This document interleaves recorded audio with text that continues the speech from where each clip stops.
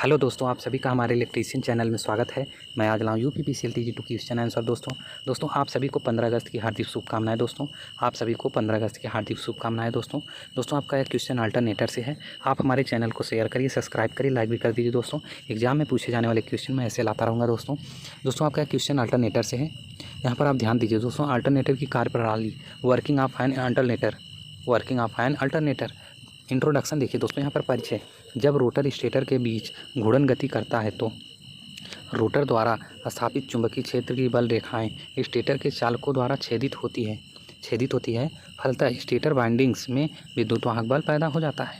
जो stator winding में विद्युत वाहक बल पैदा हो जाता है, अल्टरनेटर के द्वारा पैदा किए गए विद्युत वाहक बल के मान को अल्टरनेटर के द्वारा पैदा किए गए विद्युत वाहक बल के मान के समय अक्ष पर दर्शाए जाए तो वो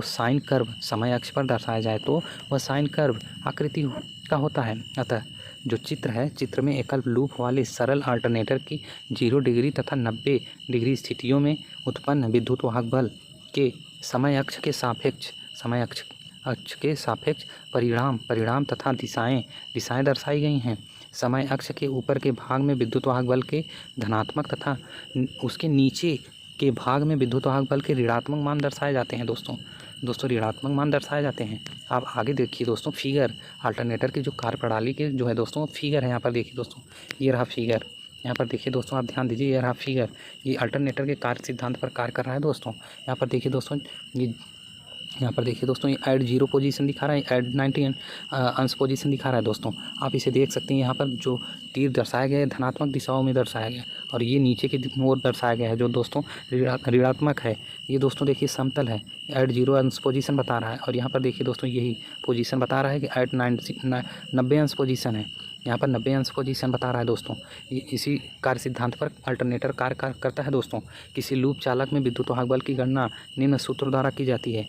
जो लूप होता है दोस्तों, किसी चालक में जो लूप में उत्पन्न विद्युत वाहक बल की गणना होता है दोस्तों, इसी जो है सूत्र द्वारा जो है ज्ञात की जाती है।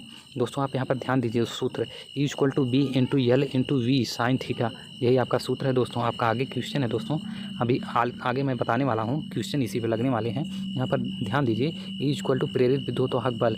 जो E है प्रेरित विद्युत वाहक बल वोल्ट में है, और ये B है चुंबकीय फ्लक्स घनत्व। वेबर में भी क्वेश्चन पूछ लेता है, चुंबकीय फ्लक्स न लिख के वेबर मीटर स्क्वायर में भी लिख देगा क्वेश्चन। मीटर स्क्वायर में L क्या है, चालक की लंबाई है मीटर में, और N क्या है दोस्तों, चालक की गति है मीटर प्रति सेकंड में। और यहाँ पर देखिए दोस्तों, थीटा छेदित चुंबकीय बल रेखा का चालक से कोण है। और आगे है दोस्तों, यहाँ पर देखिए दोस्तों क्या दिया गया है। यहाँ पर बताया गया है साइन, जो थीटा का मान कितने पर कितना होता है और कितने पे बढ़ता है, कितने में घटता है। यहाँ पर देखिए दोस्तों, मान जो 0 अंश होने पर साइन थीटा का मान क्या होता है, =0 होता है। अतः सूत्र E=B×L×V से प्रेरित विद्युत वाहक बल, इससे प्रेरित विद्युत वाहक बल, ये जो सूत्र दिया है दोस्तों, इससे प्रेरित विद्युत वाहक बल E=0 या 0 होगा। चालक के 0 से 90 स्थिति पहुँचने में साइन थीटा का मान 0 से बढ़कर 1 तक पहुँच जाता है। इस प्रकार चालक की 90 डिग्री स्थिति में साइन थीटा =1 होता है। फलतः सूत्र E=B×L×V साइन थीटा से E=B×L×V वोल्ट होगा, अर्थात अधिकतम होगा। इस प्रकार हम देखते हैं कि लूप चालक में प्रेरित विद्युत वाहक बल का परिमाण तथा दिशा का वक्र साइन वक्र कहलाता है दोस्तों। आपका आगे है दोस्तों, यहाँ पर देखिए दोस्तों, यहाँ पर फ्रीक्वेंसी की बात की गई है दोस्तों।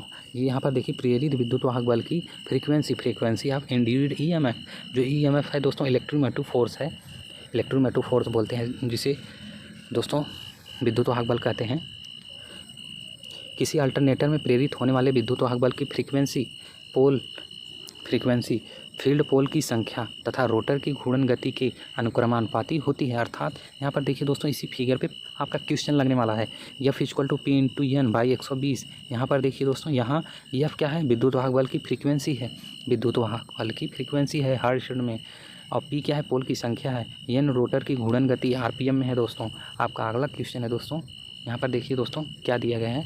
आपका ये क्वेश्चन आगे है, रोटर को निर्धारित घूर्णन गति पर घुमाया जाना अत्यावश्यक है, क्योंकि अल्टरनेटर के द्वारा उत्पन्न विद्युत वाहक बल की फ्रीक्वेंसी रोटर की रोटर की घूर्णन गति पर निर्भर करती है। जो दोस्तों अल्टरनेटर द्वारा उत्पन्न विद्युतवाहक बल की जो फ्रीक्वेंसी होता है रोटर की घूर्णन गति पर निर्भर करती है। इसलिए इस मशीनों को तुल्यकालिक अल्टरनेटर्स जिसे कहते हैं सिंक्रोनस अल्टरनेटर्स भी कहते हैं। आपका अगला है दोस्तों, यहाँ पर देखिए दोस्तों, यहीं पर क्वेश्चन में अभी हाल बताया कि इसी फार्मूले पे लगने वाले हैं।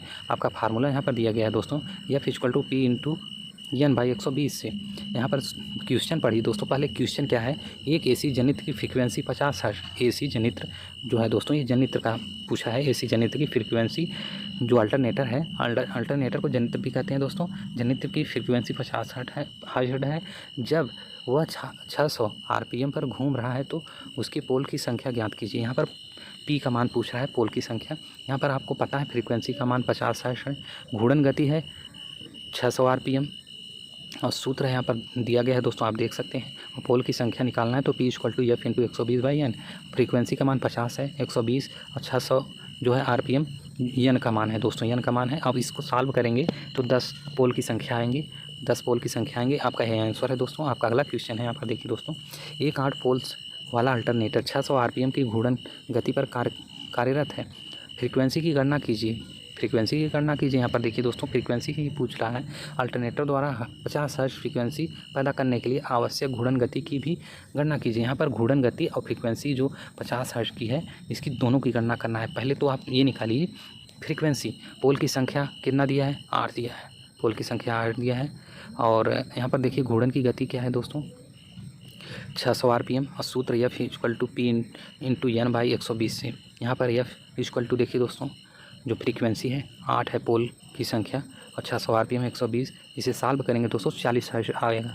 इसे सॉल्व करेंगे आपका ये 40 हर्ट्ज आएगा, सॉरी दोस्तों 40 हर्ट्ज आएगा। ये आपका आंसर है दोस्तों। आपका अगला है, यहाँ पर देखिए जो गति पूछ रहा था, घूर्णन गति, 50 हर्ट्ज फ्रीक्वेंसी प्राप्त करने के लिए घूर्णन गति, और यहाँ पर एन का मान पूछ लिया है।